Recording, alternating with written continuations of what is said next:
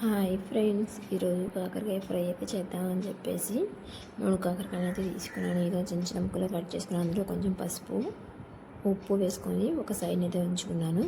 అందులో కొంచెం శనగపప్పు, జీలకర్ర, ధనియాలు, అలాగే ఒక ఆనియన్ కూడా వేసుకొని బాగా వేయించుకొని, బాగా రెడ్డిష్ కలర్ వచ్చే వరకు వేయించుకొని ఒక సైడ్ అయితే ఉంచుకున్నాను. ఇది మిక్సీ పట్టుకుంటే సరిపోతుంది ఫ్రెండ్స్.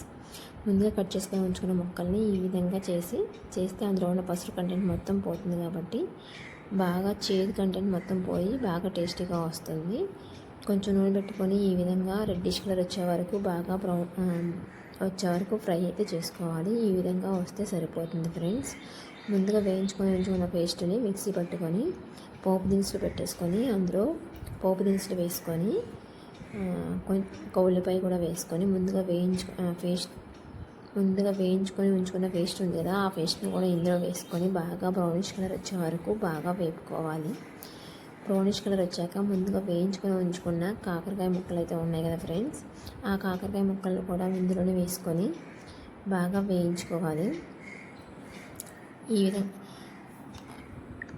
బాగా రెడ్డిష్ కలర్ వచ్చేసి బాగా వేగిన తర్వాత అందులో కొంచెం పసుపు, ఉప్పు, కారం వేసుకొని బాగా ఫ్రై చేసుకోవాలి. తెల్లారే ఊరంతా తయ్యారే, ముస్తాబై పిలిచింది గుంటూరే, రద్దీలో యుద్ధాలే మొదలాయే, తగ్గేదే లేదంటే ప్రతివాడే. ఫైనల్గా అయితే కాకరకాయ కర్రీ రెడీ అయిపోయింది. మా ఛానల్ నచ్చితే లైక్ చేయండి, షేర్ చేయండి, సబ్స్క్రైబ్ చేయండి.